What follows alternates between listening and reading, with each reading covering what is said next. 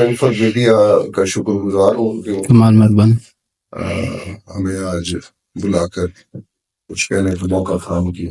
جی ہماری تمام توقعات عوام سے ہی ہے جی، اور انشاءاللہ تعالی ہم ادھر سے عوام کی طرف سے مایوس نہیں ہوں گے. حنیف پتافی صاحب بھی قابل قدر ہیں، شریف خان لغاری بھی قابل قدر ہے. پیسے کا ہونا یا پیسے کا استعمال کرنا وہ الگ بات ہے، لیکن میں سمجھتا ہوں کہ ووٹر نہ تو اب دولت سے مروب ہے. ووٹر کے اندر جو آج کے دن میں شعور دیکھ رہا ہوں، شاید ماضی میں اس کی مثال نہیں ملتی. بسم اللہ الرحمن الرحیم. انفر میڈیا کی طرف سے میں ہوں محمد یوسف لغاری. ناظرین، آج ہمارے ساتھ موجود ہیں ڈیرہ غازی خان PP 288 کے امیدوار جناب محمد اقبال ثاقب صاحب، جو ایڈوکیٹ بھی ہیں. تو آئیے ان سے گفتگو کرتے ہیں اور چند سوالات بھی کرتے ہیں. ملک اقبال ثاقب صاحب، السلام علیکم. جی وعلیکم السلام. کیا حال ہے بھجن؟ ٹھیک ہو؟ الحمدللہ. طبیعت سے ٹھیک ہے؟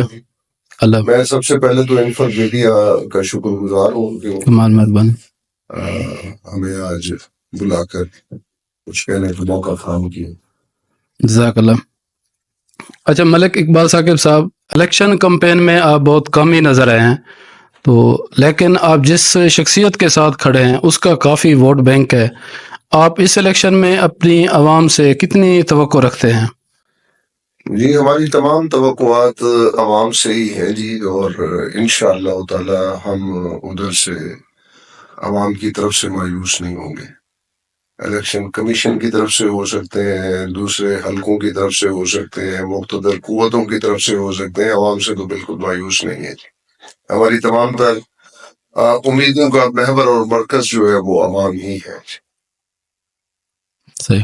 اور راست بات الیکشن میں کمپین میں کام آنے کا، تو الیکشن کمپین تو ایک ترتیب اس کی اس طرح سے ہے کہ ہم پہلے ٹکٹ کے لیے ہم نے اپلائی کیا ہوا تھا، تو اس سے پہلے تو ہم ایکٹیویٹی اس لیے نہیں کر پا رہے تھے کہ ایک پارٹی ڈسپلن کے تحت اگر ٹکٹ کسی اور کو ملتا تو پھر اس کو کمپین کرنا پڑتی، ہم اس کے ساتھ ہوتے. پارٹی نے میرے حق میں فیصلہ کیا تو تمام پارٹی کے لوگ جو ہیں وہ ہمارے ساتھ کمپین کر رہے. تو یہ کوئی 5-7 دن سے پھر وہ نشانات کے حوالے سے آپ کے علم میں ہے کہ بلے کا نشان جو ہے وہ ہم سے واپس کیا گیا. تو جو ہی ہم نے نشانات لیے اور اس کے بعد ہم نے کمپین کا آغاز کیا، تو اب آپ کو انشاءاللہ کمپین پہ بھرپور نظر آئیں گے انشاءاللہ. جس پارٹی کے ساتھ آپ کھڑے ہیں اس پارٹی کے نمائندوں پر کافی پریشر ہوتا ہے، کیا آپ پر بھی پریشر ہے؟ نہیں الحمدللہ ایسا کوئی پریشر نہیں ہے، لیکن انڈائریکٹلی جو ہم چیزیں دیکھ رہے ہیں وہ اپنی جگہ پہ لمحہ فکریہ ہیں.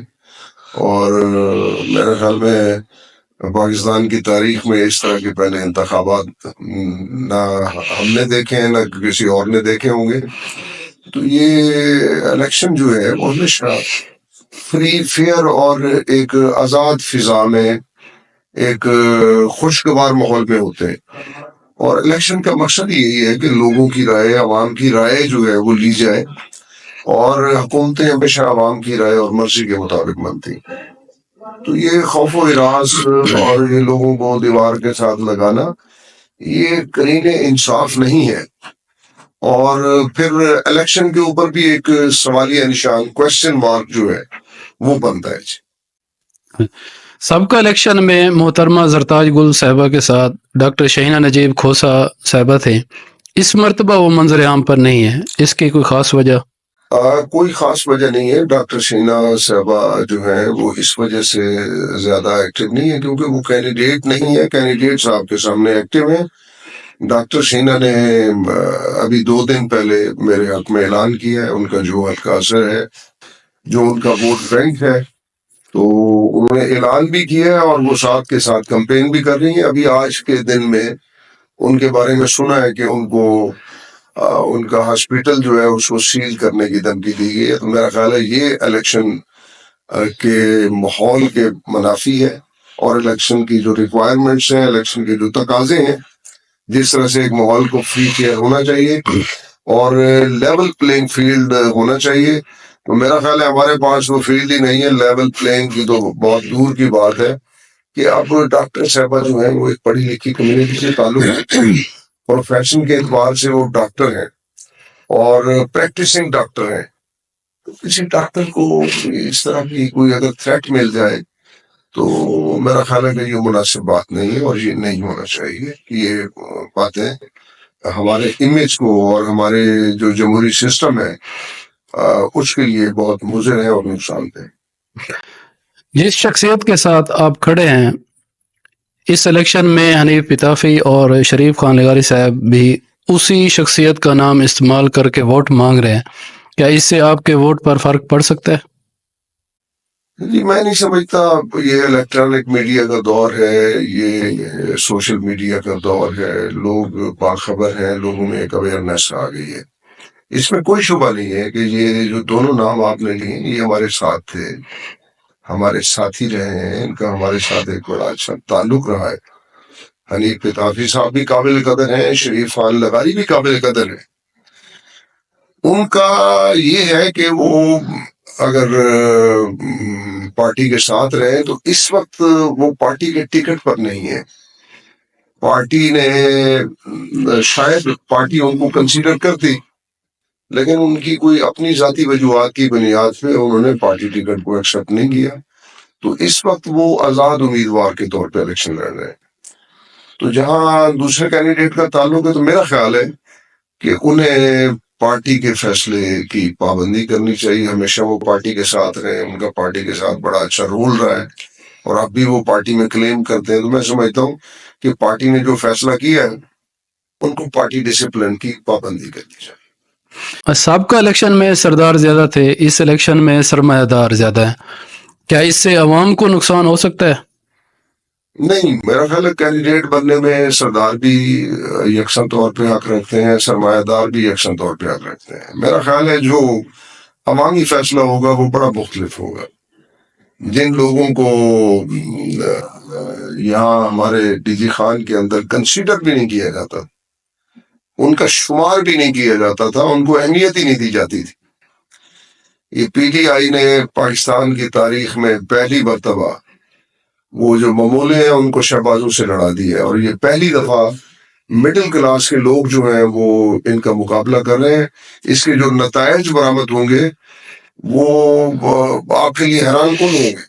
آپ کے لیے حیران کن ہوں گے کہ آپ کو شاید میرے خیال میں ابھی اس کا اندازہ لوگ جو ہے وہ نہیں کر سکتے.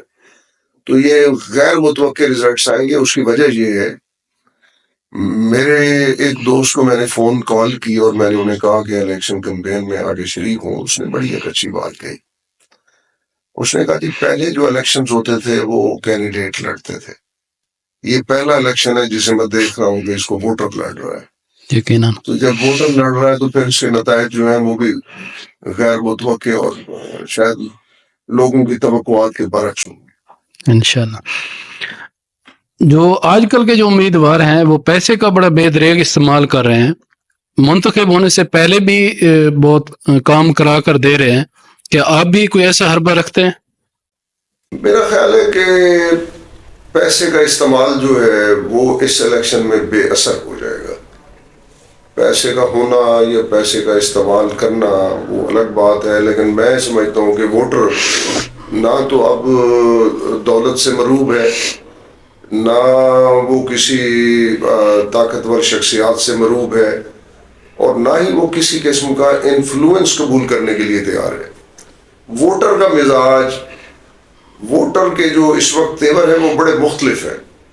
میں ووٹر کو بڑا بے خوف و خطر دیکھ رہا ہوں, اور ووٹر کے اندر جو آگاہی اور ووٹر کے اندر جو آج کے دن میں شعور دیکھ رہا ہوں, شاید ماضی میں اس کی مثال نہیں ملتی.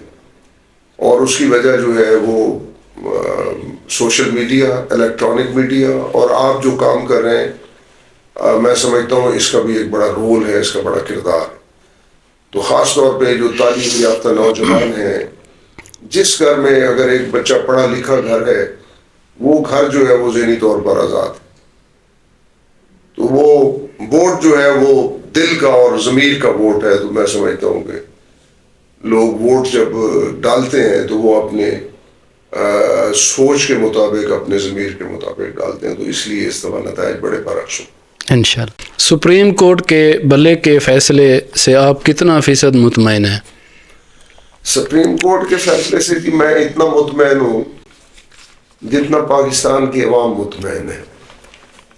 میرے خیال میں 2 دن اس پہ پروسیڈنگ ہوتی رہی تو کسی کو اس فیصلے کی سمجھ نہیں آئی. میں بطور وکیل، میں ممبر پنجاب بار کونسل بھی ہوں، وکیلوں کا نمائندہ بھی ہوں، تو ایک جماعت جس کے اوپر کسی قسم کا کوئی بین نہیں ہے، کسی قسم کی کوئی پابندی نہیں ہے، وہ رجسٹرڈ جماعت ہے، اور پھر الیکشن کمیشن کی طرف سے ایک جماعت کے اوپر یہ پابندی لگانا کہ وہ انٹرا پارٹی الیکشن کرائیں، اور پھر اس خوف و ہراس کے ماحول میں جہاں لیول پلینگ فیلڈ تھا ہی نہیں، تو انہوں نے جا کے کسی خفیہ ماحول میں یا اپنے آپ کو تھوڑا سا جہاں محفوظ تصور کیا وہاں جا کے انہوں نے انتخاب کرایا، اور انتخاب جو ہے وہ الیکشن کمیشن کے رولز کے قواعد ضوابط کے مطابق ہوا، اور پھر اس کے نتائج کو تسلیم نہیں کیا گیا،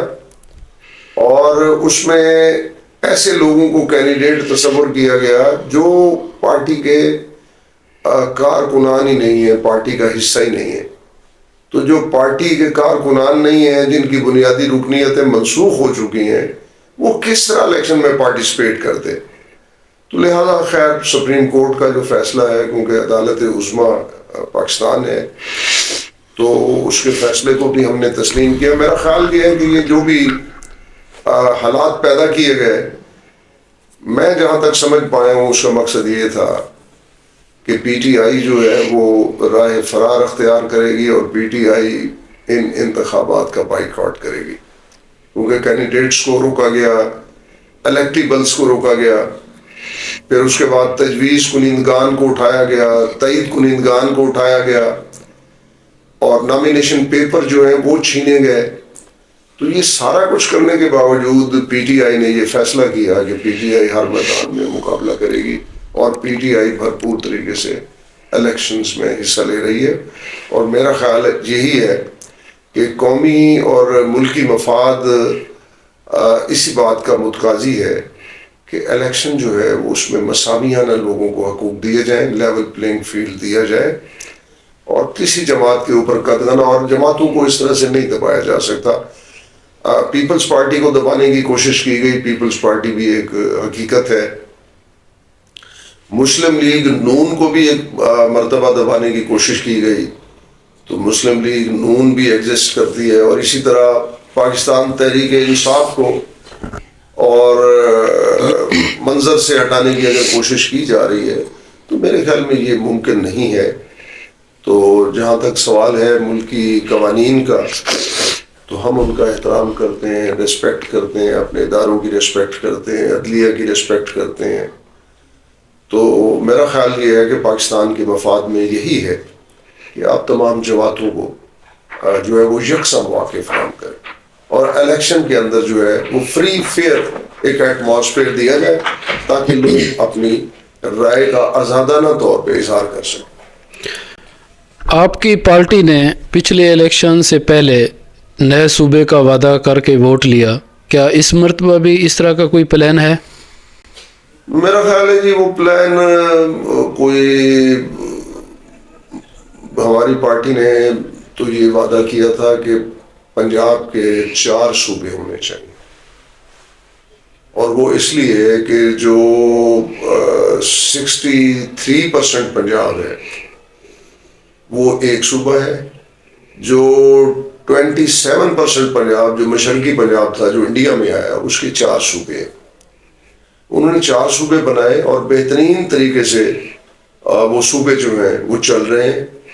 اور یہ صوبہ پوٹھوار سے لے کے پنڈی سے لے کے شاہوالی تک، یعنی دنیا کے اگر نقشے پہ آپ دیکھیں تو بہت سے ممالک جو ہیں ان کی جغرافیائی حدود جو ہیں وہ اس صوبے سے کم ہیں، چھوٹی ہیں.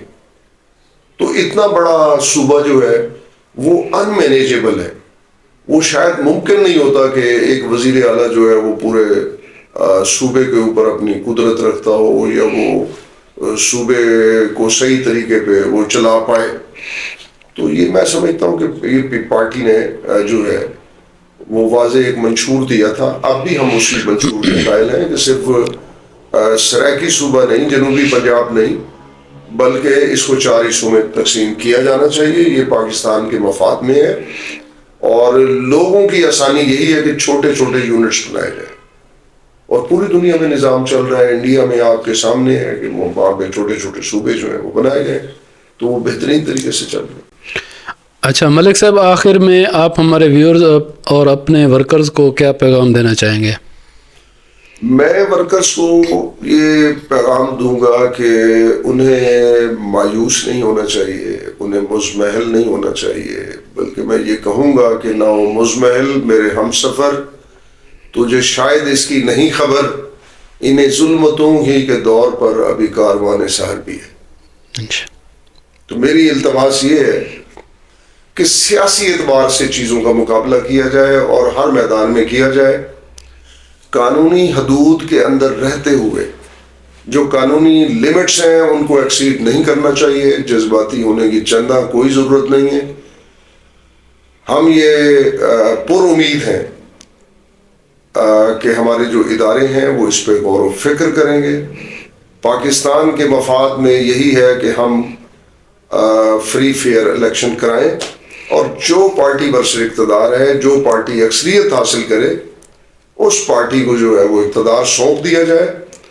اور ہمارے تمام تر جو مسائل ہیں ان کا حل اسی میں مضمر ہے. اگر ہم اس سے ڈیویٹ کریں گے تو پھر میں سمجھتا ہوں کہ ہم پاکستان کے ساتھ بہتر نہیں کریں گے.